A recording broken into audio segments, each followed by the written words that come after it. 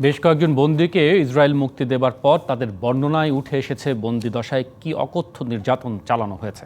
আন্তর্জাতিক নিয়ম নীতির কোনো তোয়াক্কা না করে বন্দীদের ভয়াবহ রকমের শারীরিক মানসিক নির্যাতন চালাচ্ছে ইসরায়েলি সেনারা। আরও যেসব হাজারো ফিলিস্তিনি ইসরায়েলের কারাগারে এখনও বন্দী, তাদের মধ্যে ছড়িয়ে পড়ছে গ্যাংগ্রিন সহ গুরুতর সব রোগ। ন্যূনতম চিকিৎসা সেবারও জোটে না ফিলিস্তিনি বন্দীদের কপালে। দীর্ঘ কারাভোগ করে মুক্তির পর প্রিয়জনের কাছে ফিরে আসা আনন্দের, কিন্তু কারাগারে ফারাজ শামুনি যে অভিজ্ঞতার মধ্য দিয়ে গেছেন তা বাকি জীবনে ভুলবেন না। আমি যে অভিজ্ঞতার মধ্য দিয়ে গিয়েছি চাই না আর কেউ তার মধ্যে দিয়ে যাক।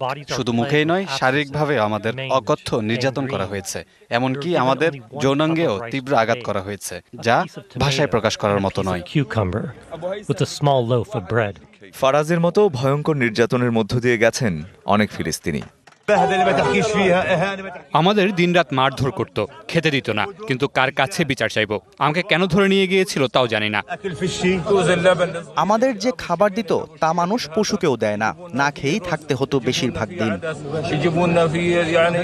সোমবার প্রায় 50 জন বন্দীকে মুক্তি দেয় ইসরায়েল। ইসরায়েলি গোয়েন্দা সংস্থা বলছে আটক কেন্দ্রগুলোর জায়গা খালি করতেই এসব বন্দীদের ছেড়ে দেওয়া হয়েছে।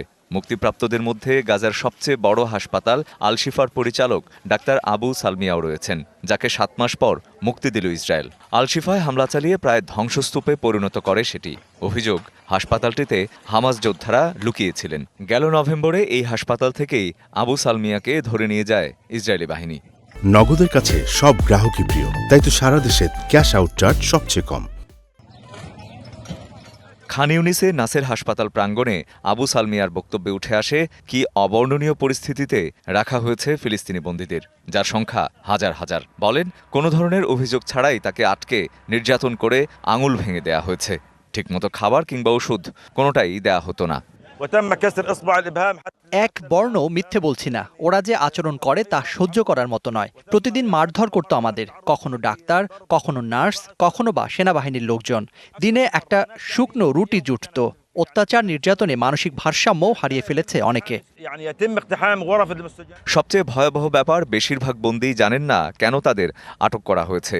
কোনো ধরনের অভিযোগ গঠন ছাড়াই মাসের পর মাস বন্দিদশায় থাকতে হচ্ছে ফিলিস্তিনিদের। পৃথিবীতে ভোগ করতে হচ্ছে নরক যন্ত্রণা।